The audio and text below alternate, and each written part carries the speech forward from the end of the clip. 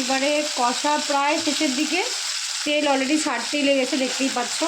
মশলাটা বেশ সুন্দর লাল কালো একটা মিক্স কালার চলে এসছে, ঠিক আছে। এর পরবর্তী স্টেপ হচ্ছে আমরা এবারে আলুটা ছেড়ে দেবো, ঠিক আছে। আলুটা ছেড়ে দিয়ে একটু নাড়াচাড়া করব, তারপরে আমরা ভাজা মাশরুমটা ছাড়বো।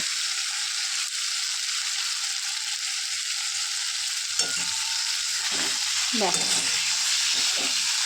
খুব ইজি প্রসেস। আমরা নর্মালি যেরকম মাছ বা মাংস করি, প্রসেসটা একদম এক্স্যাক্টলি সেরকম।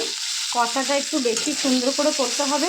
তোমরা চাইলে আলু দিতেও পারো অথবা আলুটাকে স্কিপ করতে পারো, তোমাদের অনুযায়ী। অনেকেরই তো আলুটা মানা থাকে, তো সেই অনুযায়ী। এবার চাইলে তোমরা টমেটো দিতে পারো, তোমাদের টকটা তোমাদের অনুযায়ী। আমার শাশুড়ি বেশিরভাগটা টকটা ছাড়াই করেন, তো এবারে তোমরা যদি চাও তবে এটাতে টকটা আরও এনহ্যান্স করার জন্য তোমরা টমেটোটা অ্যাড করতে পারো। এবারে এখানে সামান্য একটু জল দেওয়া হবে, হ্যাঁ, এটা একটু মাখা মাখা হবে। খুব বেশি ঝোল করবো না, চাইলে তোমরা ঝোলও করতে পারো, কিন্তু এটা একটু মাখা মাখাই বেশি ভালো লাগে, টেস্টি লাগে।